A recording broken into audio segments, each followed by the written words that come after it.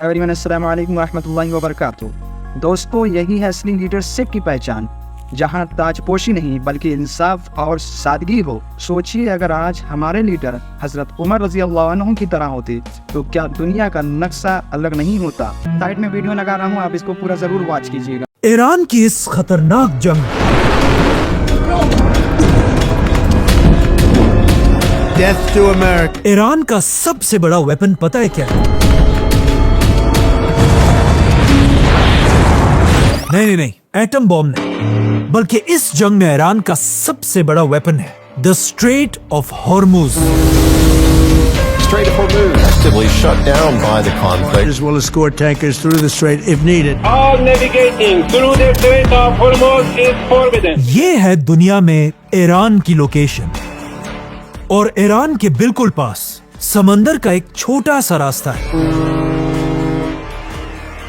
ये दिखने में तो छोटी सी जगह है, लेकिन असल में ये कोई आम रास्ता नहीं। Now, oil prices have been on a roller coaster. क्योंकि ये छोटा सा रास्ता So small that you couldn't even fit Luxembourg inside of it. आज पूरी दुनिया की इकोनॉमी का सबसे इम्पोर्टेंट पॉइंट The है, strait is a major international shipping route for oil and gas. क्योंकि इस छोटे से रास्ते के आसपास सारी ऐसी कंट्रीज हैं जहां दुनिया में सबसे ज्यादा ऑयल पैदा किया जाता है। About 20% of global oil supplies are transported through the waterway.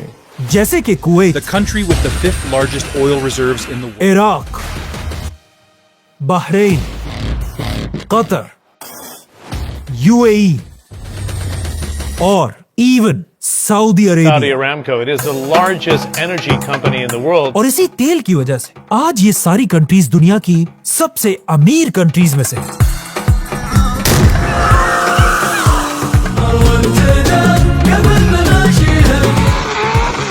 In countries में तेल प्रोड्यूस होने के बाद ये सारा का सारा तेल इसी समंदर के छोटे से रास्ते को क्रॉस करके पूरी दुनिया तक पहुंचता है, जिससे ये सारी कंट्रीज बहुत पैसा कमाती हैं, और फिर इसी तेल से पूरी दुनिया की इकोनॉमी चलती है। हर दिन इस रास्ते से 2 करोड़ से भी ज्यादा ऑयल बैरल्स गुजरते हैं। मतलब हर साल इस रास्ते से दुनिया में ट्रिलियंस ऑफ डॉलर्स का बिजनेस होता है। मतलब ये रास्ता दुनिया की इकोनॉमी के लिए सबसे ज्यादा इंपॉर्टेंट है। लेकिन इस रास्ते में एक बहुत बड़ा मसला है। इस रास्ते के बिल्कुल बीच में गुजरने के लिए एक बहुत ही तंग जगह है, और हर कश्ती को यहां से गुजर कर जाना लाजमी है। और ये छोटा सा रास्ता सिर्फ और सिर्फ 40 किलोमीटर है, और पिछले 40 साल से इस छोटे से रास्ते पर एक ही आदमी का कंट्रोल होता है, और वो है ईरान का सुप्रीम लीडर। यही वो रास्ता है जहां से आपकी गाड़ी या मोटरसाइकिल तक पेट्रोल पहुंचता है, और इसी रास्ते की वजह से बसेस, ट्रेन्स और इवन जहाज भी चलते हैं। और इस बात का हमेशा से ईरान को अच्छी तरह पता है। इसीलिए जंग शुरू होने से पहले ईरान बार बार अमेरिका को धमकियां दे रहा था Iran has now issued a new warning to the United कि States. अगर तुमने हम पर हमला किया तो हम ये रास्ता बंद कर देंगे, No ship is allowed to pass the Strait of Hormuz. जिससे पूरी दुनिया की इकोनॉमी को एक बहुत बड़ा धचका लगेगा। लेकिन अमेरिका ईरान की धमकियों से रुका नहीं, बल्कि अमेरिका और इजराइल ने मिलकर अपनी पूरी ताकत से ईरान पर हमला कर दिया।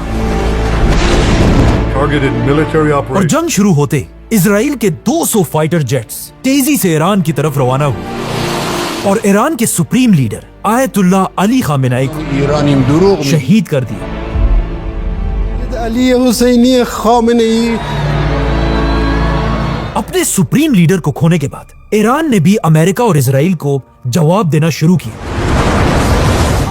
इजराइल के कई सिटीज पर मिसाइल्स फायर किए। इसके बाद ईरान अमेरिका के बेसिस पर भी हमले करने लगा, और आखिर अब जब ईरान का सुप्रीम लीडर फौत हो चुका था, ईरान ने अपनी तारीख का सबसे बड़ा वेपन निकाला, जो इससे पहले ईरान ने कभी नहीं किया था। अचानक ईरान के पास स्ट्रेट ऑफ हॉर्मुज से जितनी भी कश्तियां गुजर रही थी, अचानक इन बड़ी बड़ी समंदरी जहाजों के रेडियोस बजने लगे। इन रेडियोस पर ईरान की नेवी का मैसेज चल रहा था Iran Islamic Revolutionary Guard Corps ने जिसमें ईरान की फौज ने इन जहाजों को हुक्म दिया कि आज के बाद इस स्ट्रेट ऑफ हुर्मुज से एक भी कश्ती नहीं गुजरेगी। No ship in every type is not allowed to pass from Strait of Hormuz. और अगर किसी ने भी इस रास्ते से गुजरने की कोशिश की, ईरान की फौज के इस ऐलान के बाद इन बड़ी बड़ी कश्तियों ने स्ट्रेट ऑफ हॉर्मुज खाली कर दी। Revolutionary Guard. ये सारी कश्तियां अब तक स्ट्रेट ऑफ हॉर्मुज के पीछे फंस चुकी हैं और इन कश्तियों में ऑयल के मिलियंस ऑफ बैरल्स पड़े हुए हैं, जिसकी वजह से आज कई कंट्रीज के पास आहिस्ता आहिस्ता ऑयल और गैस खत्म होने वाले हैं और दुनिया की इकोनॉमी तेजी से गिर रही है। और बड़ी बड़ी कंट्रीज इंडिया, चाइना, जापान की इकोनॉमीज भी हर्ट हुई हैं। स्ट्रेट ऑफ हॉर्मुज को ब्लॉकेड करने से भारत को सबसे ज्यादा नुकसान हो रहा है पूरी दुनिया में। पाकिस्तान में भी इसकी वजह से पेट्रोल आहिस्ता आहिस्ता खत्म होने वाला है। हुकूमत ने पेट्रोल और डीजल की कीमत में इजाफा कर दिया। इसी तरह के हालात बांग्लादेश में भी हैं Rich economies like Bangladesh. और यही सब कुछ अफ्रीका में भी हो रहा है। Petrol prices have been adjusted upwards in Nigeria at least 3 times. और इवन यूरोप में भी ईरान के इस वेपन की वजह से पेट्रोल और गैस की कीमतें तेजी से बढ़ रही हैं। Since the beginning of this conflict, gas prices have risen by 50% and oil prices have risen by 27%. The 10 days of war have already cost European taxpayers 3 billion euros. मतलब ईरान ने अपनी सिर्फ कुछ ही कश्तियों से पूरी दुनिया की इकोनॉमी को इस वक्त कंट्रोल किया हुआ है। और सिर्फ यही नहीं, बल्कि कहा जाता है ईरान ने इस स्ट्रेट ऑफ हॉर्मुज के नीचे बड़े बड़े माइंस लगाए हुए हैं कि अगर कोई भी कश्ती ईरान की इजाजत के बगैर स्ट्रेट ऑफ हॉर्मुज के ऊपर से गुजरेगी, ये माइंस उस कश्ती को तबाह कर देंगे। और जिन कश्तियों ने इसके ऊपर से गुजरने की कोशिश की है, ईरान ने उन पर हमला भी किया है। इन सारी कश्तियों को बंद करने के बाद ईरान ने दुनिया को एक ऑफर भी दी है कि अगर जो भी स्ट्रेट ऑफ हॉर्मुज से गुजरना चाहता है, उसे बस एक छोटा सा काम करना होगा। उस कंट्री को अपने मुल्क से अमेरिका और इजराइल के एम्बेसडर्स को बाहर निकालना होगा। लेकिन आज ये कोई पहली बार नहीं है कि किसी मुसलमान लीडर ने ऑयल को एक वेपन की तरह यूज किया, क्योंकि आज से 50 साल पहले एक और मुसलमान लीडर भी ऐसा था जिसने तेल के वेपन को यूज करके पूरी दुनिया की इकोनॉमी को हिला कर रख दिया था। और वो मुसलमान लीडर था सऊदी अरब का बादशाह शाह फैसल। आज से 50 साल पहले जब अमेरिका और इजराइल मिलकर मुसलमानों के खिलाफ लड़ रहे थे, शाह फैसल ने बिल्कुल आज की तरह ऑयल को बंद करके पूरी दुनिया के लीडर्स को अपने सामने सर झुकाने पर मजबूर किया था। और शाह फैसल के 50 साल बाद आज उसी तरह ईरान के सुप्रीम लीडर ने भी स्ट्रेट ऑफ हॉर्मुज बंद करके पूरी दुनिया की इकोनॉमी को हिला कर रख दिया है। Price of gas is up to $3.29 a gallon. Continues to impact energy prices globally. देख, ज्यादा खुश होने के बजाय आज हमें दुनिया के हालात को थोड़ा गौर से देखना होगा। स्ट्रेट ऑफ हॉर्मुज बंद होने की वजह से दुनिया की इकोनॉमी तो गिर रही है, ठीक है, लेकिन यहाँ से आगे इसके सिर्फ 2 ही बड़े आउटकम्स हो सकते हैं। पहला आउटकम तो ये है कि ईरान इसी तरह आने वाले कई अरसे तक स्ट्रेट ऑफ हॉर्मुज इसी तरह बंद रखे, जिससे पूरी दुनिया की इकोनॉमी इतनी कमजोर हो कि बड़े बड़े कंट्रीज मिलकर अमेरिका के प्रेसिडेंट डोनाल्ड ट्रंप पर इतना प्रेशर डाले कि वो मजबूर होकर ये जंग खत्म कर दे। देख, दूसरा आउटकम थोड़ा खतरनाक है। इस जंग से पहले ईरान अमेरिका को धमकी दे चुका था कि अगर अमेरिका ने उस पर हमला किया तो ईरान ये स्ट्रेट ऑफ हॉर्मुज बंद कर देगा। लेकिन ये जानते हुए भी अमेरिका ने ईरान पर हमला कर दिया। Our military is doing phenomenally. कुछ लोग आज ये भी कह रहे हैं कि अमेरिका चाहता ही यही है कि ईरान ये स्ट्रेट ऑफ हॉर्मुज बंद करे, क्योंकि आज से 50 साल पहले जब ईरान पर उसके पहले सुप्रीम लीडर आयतुल्लाह खुमैनी की हुकूमत थी, उस जमाने में भी बिल्कुल आज की तरह अमेरिका ईरान के सुप्रीम लीडर को पसंद नहीं करता था। इसीलिए अमेरिका ने एक और मुसलमान लीडर को सपोर्ट किया कि वो ईरान के खुमैनी पर हमला करे, और इस लीडर का नाम था सद्दाम हुसैन। सद्दाम हुसैन और खुमैनी की जंग शुरू हुई। पहले तो ऐसे लग रहा था कि सद्दाम हुसैन अमेरिका की मदद से खुमैनी को आसानी से हरा देगा। लेकिन जैसे जैसे ये जंग गर्म होती गई, सद्दाम हुसैन के हालात खराब होने लगे और सद्दाम हुसैन को समझ आ गया कि अब वो ये जंग नहीं जीत सकता। इसीलिए सद्दाम हुसैन अमेरिका से मदद मांगने लगा और अमेरिका से कहने लगा कि अब वो खुद इस जंग में आकर सद्दाम हुसैन की मदद करे और अपनी पूरी ताकत से ईरान पर हमला कर दे। अमेरिका भी ईरान पर हमला करना चाहता था, लेकिन किसी पर भी हमला करने के लिए अमेरिका को हमेशा एक बहाने की जरूरत होती है।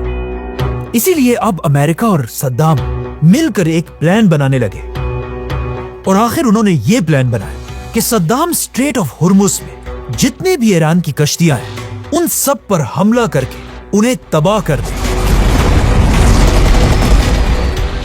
जिसे देखकर ईरान गुस्से में आए और सद्दाम से बदला लेने के लिए इस स्ट्रेट ऑफ हुर्मुज को पूरी दुनिया के लिए बंद कर दे, जिससे पूरी दुनिया की इकोनॉमी गिरने लगे और अमेरिका इस स्ट्रेट ऑफ हुर्मुज का बहाना बनाकर ईरान पर हमला कर, जिसके बाद सद्दाम ने ऐसा ही किया। ईरान की सारी कश्तियां उड़ा दी। लेकिन उस जमाने में ईरान के सुप्रीम लीडर खुमैनी बिल्कुल भी गुस्से में नहीं आया और उसने स्ट्रेट ऑफ हुर्मुज बंद नहीं किया। खुमैनी की इस जबरदस्त स्ट्रेटेजी से अमेरिका ईरान पर हमला नहीं कर सका। लेकिन अमेरिका तो अमेरिका है। 2 साल बाद अमेरिका ने एक नया बहाना बनाया और इस नए बहाने से ईरान पर दोबारा हमला कर दिया। इसी तरह अगर आज के हालात को देखा जाए तो हो सकता है अमेरिका एक बार फिर यही चाहता है कि ईरान स्ट्रेट ऑफ हुर्मुज बंद करे, जिससे पूरी दुनिया की इकोनॉमी गिरने लगे। और अब तक वो ईरान जिसे पूरी दुनिया इस जंग में एक हीरो समझती है, आहिस्ता आहिस्ता पूरी दुनिया की इकोनॉमी खराब होते देखकर दुनिया के लोग और कंट्रीज ईरान के खिलाफ होने लगे। The Strait of Hormuz off Iran, where new attack is allowed to pass the Strait of Hormuz. और फिर डोनाल्ड ट्रंप एक सुपरमैन की तरह अपनी पूरी ताकत से ईरान पर हमला करे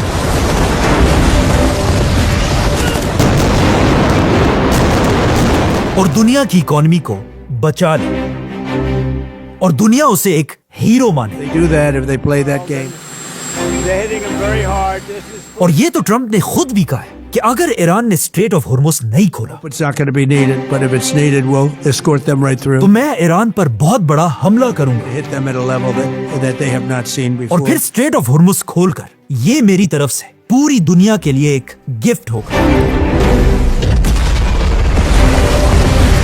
और अब तो ईरान के सुप्रीम लीडर ने भी A message from the newly appointed supreme leader Mojtaba Khamenei अपनी पहली स्पीच में ऐलान कर दिया कि ये जंग तब तक नहीं रुकेगी जब तक हम आयतुल्लाह अली खामेनेई